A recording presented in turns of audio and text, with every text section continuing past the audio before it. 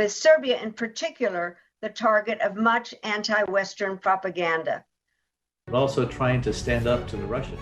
That has benefited not only the United States of America, but freedom-loving peoples all around the world. Only Europe's, but the United States unfinished business. Next question comes to us from Robert Papa. Yes, hi Robert. How you doing? Pleasure to talk to you. Considers himself one of its builders and architects. Partitë politike shqiptare janë si gazerna ushtarake. Leadership? Well, seriously considering it. All right, let's go to the book. So Nikki Haley announced today she's running for president.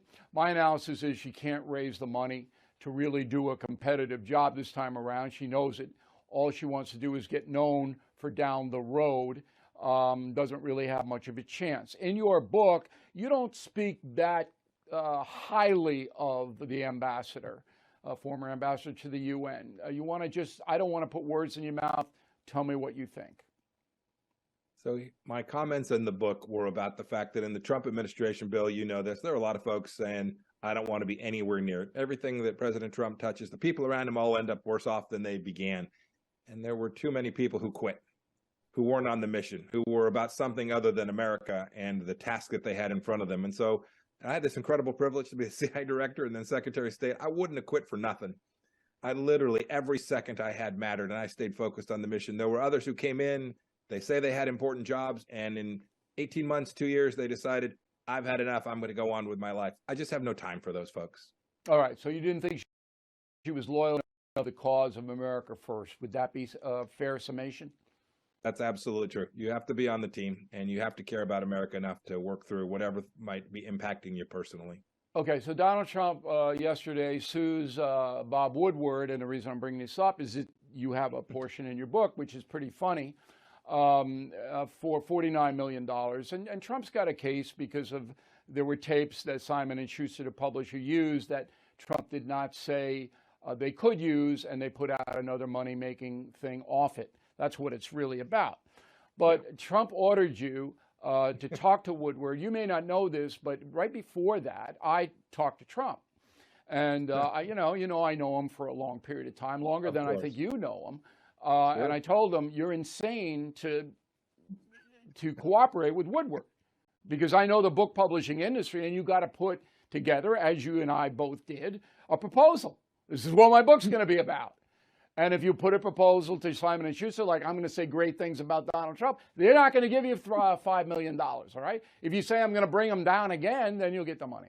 So I said, why are you doing that? And he goes, oh, I want to get my side out. Anyway. So he orders you as Secretary of State to talk to Woodward. You tell the story.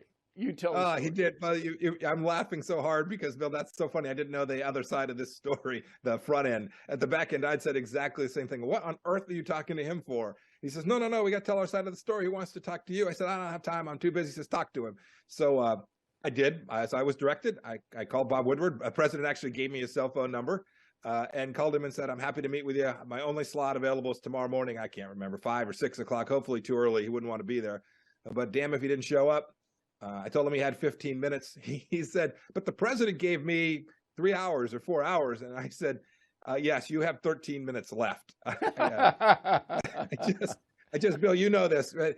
There was just no upside to this. I'm not about me. There was no upside to this for what we were trying to accomplish. And you didn't give him anything, right? I don't think I gave him a darn thing. When he wrote, there wasn't much about me in it other than what others had said. Yeah, and was he looking to hit Trump? Yeah, absolutely. He came in claiming to be my best friend, and the truth, he was doing his best to make me think that I should dump on my boss, and I wasn't going to have, I just didn't have, I had no energy, time, and it's not the right thing to do. There's no doubt about that, what he wanted to do. Okay, now, are you going to run for president, Mr. Secretary? Can't answer that just yet, Bill. We're thinking our way through it. My wife Susan and me, shortly we'll have our answer. And you'll either see us hanging out in Dubuque and Cedar Falls and all the great places there in Manchester, New Hampshire, or we'll be back living our life like we did before I lost my mind and ran for Congress. Now, when do you think that you would have to make a decision on that? Probably the next few months, so not terribly far off. Think late spring, early summer, when we'll have to begin to build the team. Your point about money a little bit earlier, the resources to go make the case and compete effectively. Okay. You willing to go up against Trump? I mean, you know, he doesn't like people going up against him, as we saw with DeSantis yesterday. Yeah, no, he's already suggested that someone who runs against him who served would be disloyal. I don't see it that way. This isn't about him or me. It's about the country. And yeah, I'm happy to run. There'll be lots of folks get in. We should all go make our case if we're going to run and let the American people sort it all out. Yeah, you certainly have the experience, and you're an honest guy. I can tell that. I'm going to tell a story not long. You know, the Secretary's book, Never Give an Inch, is a big bestseller. Well, when I was writing Killing the Killers, and I don't think you're going to mind me saying this, I called the Secretary because we did extensive research in that book, The Secret War on Terrorism, the key word being secret, okay, because I didn't know any of this stuff. And you were very, very helpful to us. And everything you said checked out. There were other people who I talked to, and they gave me good stuff, but it didn't really check, because we had to check what you said just to make sure that every word in Killing the Killers is true, which every word is. So that's what really sold me on you. I said, this guy is telling me the truth about it, the good, the bad, and the ugly. So, well, I appreciate that, Bill. By the way, that's a great book, too. It's a great read. Thank you. And wouldn't have ever happened without your help. Okay, Mike Pompeo, there he is. I hope you come back. I want to talk about Mexico. I didn't have time tonight, but I feel Mexico is a threat to the United States. So if you have time in the next few weeks, let us know. I'll do a Mexico segment.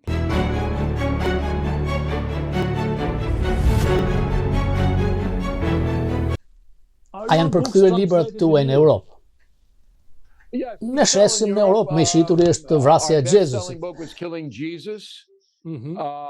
Killing the SS did very well. Vrasja e SS-ve. Tani me Amazon je kudo. But you know, now with Amazon, Robert, you just order and boom, it just gets to you. But our books are in 20, 30 different languages. 30 gjuhë ndryshme. And people can access them. I would love to translate in Albanian. I them se do ta përkthej me kënaqësi në shqip vrasja e Pattonit. Kemi një mik përbashkët dhe ai më thotë se Billi njeh shqiptarët. Çfarë mendoni për shqiptarë amerikanët këtu? Punojnë shumë. Në qytetin time kemi shitore pronë shqiptarëve. Punojnë shumë. Sepse për shumë dekada shqiptarët nuk kishin mundësi të ngriheshin. Ishin gjithmonë komunistët që ju kishin rënë çizmen e tyre te qafa e tyre. Tani është një rrugë ndershme drejt prosperitetit, jo vetëm në Amerikë, por edhe tek vendi juaj. Por duhet punoni shumë. Që të keni sukses, ju duhet punoni shumë. Unë kam punuar shumë. Shqiptarët që nuk punojnë shumë dhe ngjajnë për mua njerëz shumë të mirë. And they're doing very well, and they're nice people too. I've never been to Albania. Nuk kam qenë në Shqipëri. Kam qenë në Korfu dhe di ju jeni për te detit. Jeni mirë pritur, I them. But I've been up and down the Dalmatian coast, but I didn't get to Albania. You are welcome anytime. A do të më bësh një turnet mirë po erdha? I them po. Yeah.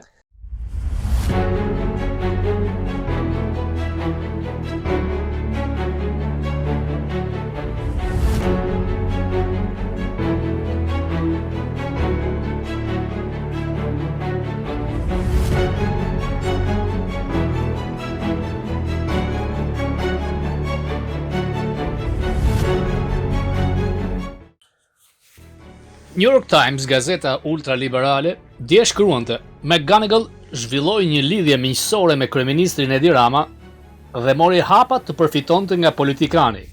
Gazeta nënvizon se Zoti Rama e paraqet veten si reformator dhe si kundërshtar I luftës së Rusisë në Ukrainë, por McGonigal ishte në listë pagesë nga një oligark rus. Gazeta shton se dëshira e McGonigal për të atakuar Ramën në zyrën e tij, kur në Tiranë ka një ambasadë amerikane, tregon se takimi nuk ka qenë aq sekret. Gazeta befas na kujton se është gjallë Lulzim Basha, I cili sipas New York Times shfaqej si gjoja trumpist. Sa I takon hetimeve ndaj lobistit Muzin, gazeta thot se ai nuk është shpallur I pafajshëm dhe nuk dihet se shpëngjet me hetime ndaj tij. Peter Lucas të Boston Herald shkruan se Lidhja e Ramës te aktpadia e McGonigal është një shtypull ndaj liderit shqiptar si dhe Amerikës, që haptasi ka mbështetur Ramën, një socialist, kundër Berishës, kreu i Partisë Demokratike të Opozitës. Lukas shkruan se Amerika është ngatruar shumë me politikën në Shqipëri, aq sa ambasadorja Yuri Kim, si një favor për Ramën, u përpoq ta përjashtonte nga parlamenti Sali Berishën. Ai vazhdon se Berisha, një kardiolog, udhëhoqi një lëvizje që përmbysi udhëheqjen komuniste. Lukas shkruan se Berisha është një kundërshtar i Soros, të cilin e quan arkitekt.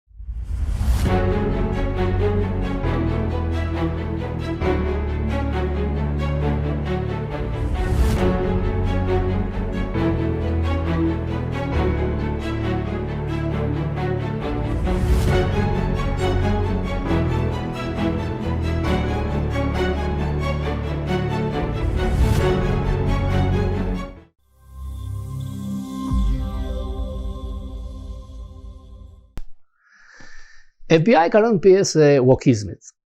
Wokizmi ka filluar të kafshojë edhe FBI-n edhe CIA-n që nuk ka ndodhur kurrë. Në 2016 ai McGonigal është emëruar në byron e New Yorkut te ky post i ri, njësia e kundër zbulimit e kundër spionazhit, si mund ta quajmë shqip. Në zgjedhjet presidenciale ndodhi ajo që quhet surpriza e tetorit, kur Befas, drejtori i FBI, deklaroi që kanë dalë materiale të reja nga emailët e Hillary Clinton për të nisur hetime ndaj saj. Kjo deklaratë bëri që Hillary të humbiste të paktën 4% zgjedhje. Kur e pyetën që pse e bëre këtë deklaratë që nuk ishte ndodhur kurrë, që drejtori i FBI dilte politikisht, tha që unë kisha frikë se një grup ekstrem nga krahu republikanëve do të arrinte informacionin tek media. Dhe këtu dyshohet se pikërisht ai rrjedhësi i informacionit është McGonigal. 3 ditë përpara zgjedhjeve, mes një rrjedhje nga FBI, mundësisht nga ai, për Rudy Giuliani, votuar në gazetë, u tha që nuk ka asnjë provë kontakti midis fushatës Trump dhe agjentëve rusë. Kjo i dha përfundimisht fitoren Trump. Pat marrë dhe çmimin Pulitzer, New York Times tani thotë ndërzohej, sepse fakti ishte që drejtues të inteligjencës amerikane thotë që ka pasur kontakte. Jo se ndikoi, është tjetër problem. Pra janë 2 pika ku ky lojtar nuk është thjesht ai shefi i liderit global apo ish operativit sigurimit. Ka pasur një mbështetje politike pikërisht nga ky lloj deep state që kanë qenë më vonë dhe kundra Trump, sepse ky person është ai që do hapte hetimin që në Washington për plasjen ruse. Por duke parë se çfarë ndodh me këtë njerëz, mbas dorëheqjes si shefi i njësisë të kundërzbulimit dhe kalimin në sektorin privat, jo vetëm fakti që fillon të bëjë miliona dollar me oligarkët rusë të cilët i kishte pasur në vëzhgim, por ka një lidhje edhe me dhëndrin mediokër Trump Kushner, i cili familja e tij kishin blerë një building të madh në Fifth Avenue me 1.8 miliard dollar dhe po falimentonin. Duke shfrytzuar pozitën në shtëpinë e bardhë, kontakton për të marrë UHA nga Katari që mbijetonte në këtë ndërtesë, building, si thon Amerik Gradaçelsh, po i themi, qell gërvishës, pasi kishte shitur 50% dhe përsëri nuk gjente shpëtim. I duhej një blerës për të paguar këtë UHA, 1 miliard dollar nga Katari. Këtu del McGonigal, është zëvendës president i kompanisë që ka bërë blerjen ndaj Kushner. Ndaj media amerikane thotë që Kushner është i shqetësuar.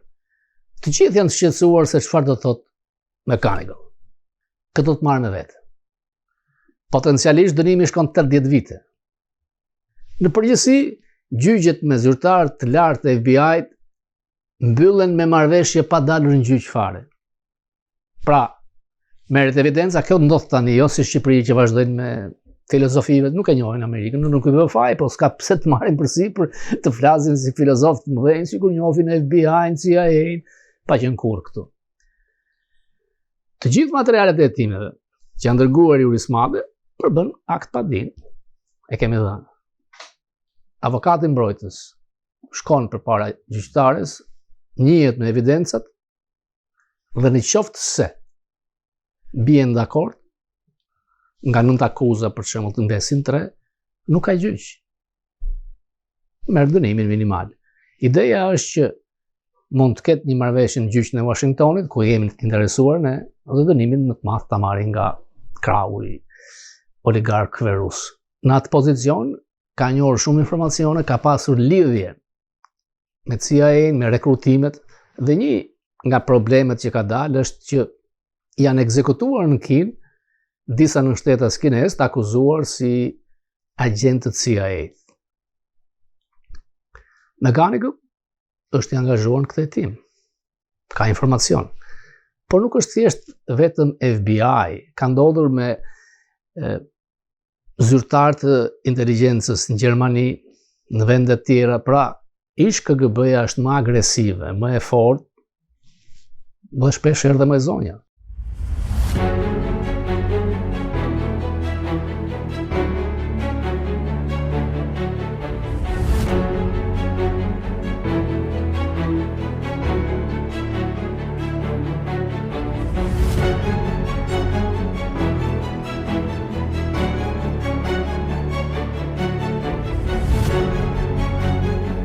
Javën e kaluar Orhan Sakiqi solli një personazh si Petraq Kolovica. Por sot do sjell një segment më foli për doktor Zymën, që ka qenë objekti një libri për Kolovicën, Varri i humbur. Doktor Zyma, martuar me një vjeneze austriake, është kthyer në Shqipëri. Është arrestuar, torturuar dhe ju ka vdekur në duar. Austriake ka shkuar, ka pyetur që ku është, dhe ata e ka ke mire, ke të bregu lumit. Ajo nuk ka kuptuar mirë shqip, dhe ka vajtur në shtëpi me gëzim, hajde se është, doktori është, dhe e kanë gjetur tek bregu i lumit, jo i varrosur plotësisht dhe qend, më falni që jo e them, po kafshonin, po hanin, domethënë dhe tek libri Kolovicës është kjo që e vrisnin qend me sigurimit dhe e hanin qend.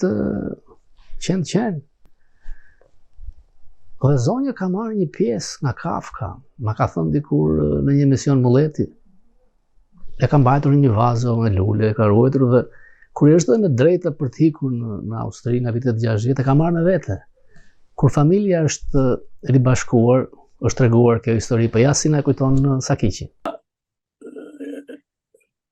Libra që më ka përkyer më shumë nga Petraqi, dhe i kam librat e Petraqit me autograf gjitha.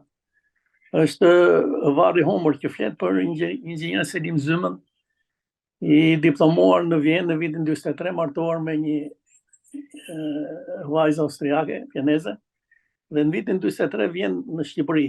Megjithëse vjerri i thotë që mos shkon në kohë lufte, thotë prit mbaroj.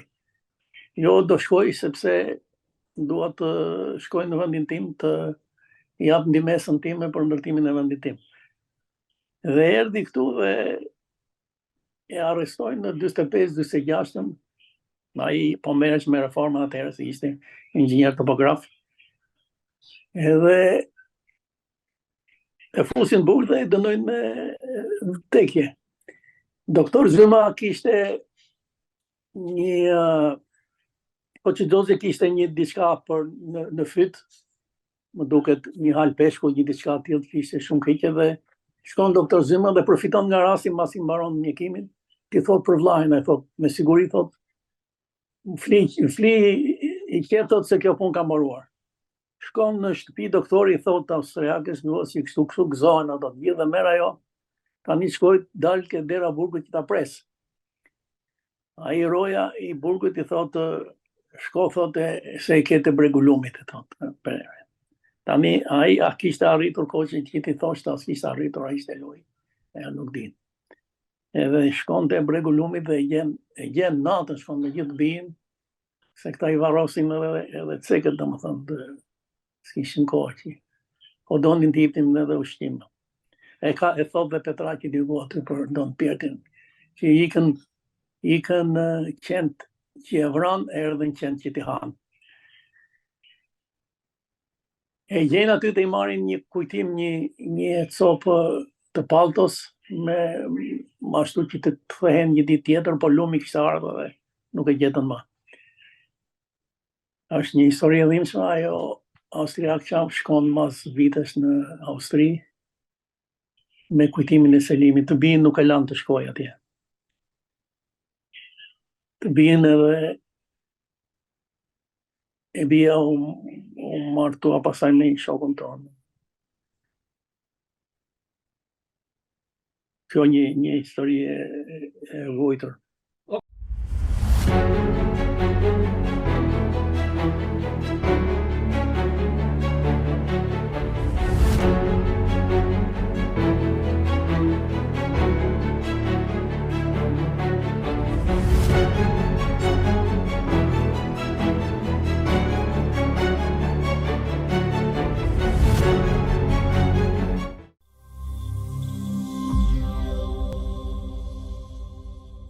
Po sulmohet presidenti Trump. Sulmet janë nga të gjitha anët. O'Reilly thotë që e majta ka frikë. Në anketat brenda djathtës, Trumpi duket se kundërshtarët imposhtë, por mund të hyjë Pompeo. Nuk e ka shpallur zyrtarisht, po mendohet, po duket që do të hyjë. Nuk është tradhti, thotë ai. Sepse Trumpi thotë që ata që dalin kundër meje janë jo besnik tradhtar, do të bëj për vendin tim. Do të Nikki Haley, ish ambasadore në KB, për që në ka deklaruar që im shoqë është me origjinë nga Shqipëria, në ta gjithë diku në arkiv.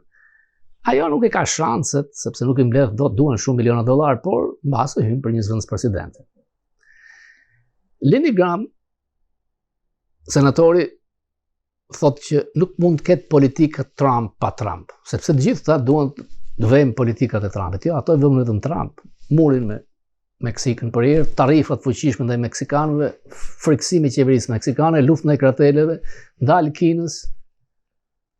Dhe Trump kanë filluar për një juri të madhe, për një pornostar, prokuroria e New Yorkut ja dhash deponimin e tij, pra duan që të mos lënë të garoj.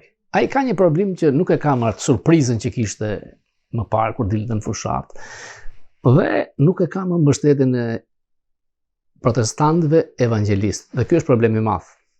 White Anglo-Saxon Protestant, ata që kontrollojnë votën masive. Ata rinë e presin. Në qoftë se Trump do të fitojë primaryt, nuk kanë shans tjetër.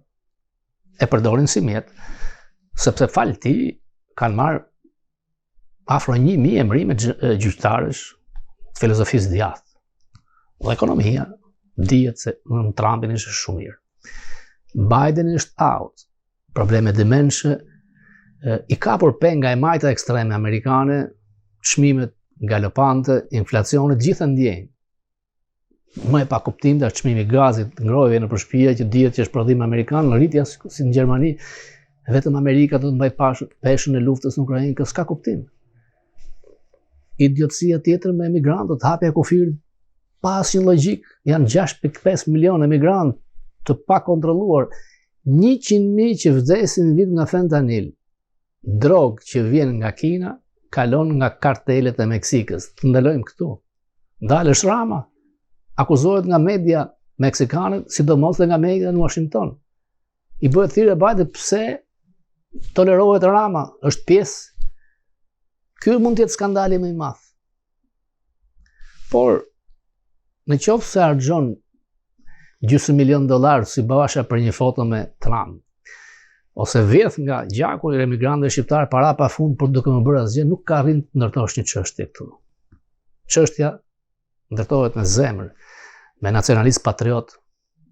Dhe kemi bërë këtë falas në vitet 90 sa, pa diskutim.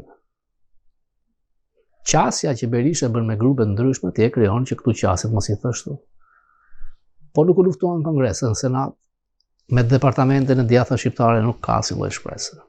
Ultrat majt, tolerant me Ramën, Sorosin mes. Ambasadori i ri që vjen, ka qenë në Shqipëri, kam thënë 93-94. Takime atë dy baletën, leksione pro Greqisë. 3 ditë përpara se të kalonte ligji për i sponsorizuar nga Greqia që çdo shqiptar ka drejt ta deklarojë vetë në shtetësinë e vet. Mund të thosh jam kinez, jam vietnamez, por ideja është që jam grek apo jo. Përplasës me Hungarinë, mbështetës si Sorosin, por nuk do të arrin atë mediokritetin e Jurikime, e cila e turproi realisht SBA-n, diplomacinë e saj. Thjesht për faktin se vjen nga përqindjet e kotove si koreano-amerikane, nga grupimi e kam thënë të gejve, dhe ish shefja kabinetit Blinken, por dështoi totalisht me non-gratën dhe Berishës, kërkoi të shkatronte një parti, bëri thirrje idioteske, por që u zhyje edhe me oligarkët. Mos i duket habit tani mbas asaj që ndodh me FBI-n, gjithkush ka drejt që dhe ajo ka marrë dollar, euro. Shikoni si ka ndryshuar fytyra e saj, kozmetik, sjelljet e saj. E turpshme. Por mold kalbura ka kudo, në FBI, në departament, gjithandej. Ata nuk janë shumica të fytyrës reale Amerikës, pa diskutim. Pa diskutim. Ky vend i madh, ky vend që ka luftuar dhe ka mbrojtur idetë e botës të lirë, idetë e njeriu të lirë kundra sistemit mbyllur komunist, social, kanë vrarë. Nuk ka se si të vazhdoj të toleroj ende hijet e diktaturës kriminale shqiptare. E djata shqiptare ka drejt të ndihet ofenduar, pa diskutim. Por me qetësi dhe zgjuarsi, çështja ngrihet këtu, sepse duam s'duam, i vetmi aleat strategjik i ynë është Amerika. Ky kombi madh në sajtë të cilit ekzistojnë. Nga unë Robert Papa, natë mirë.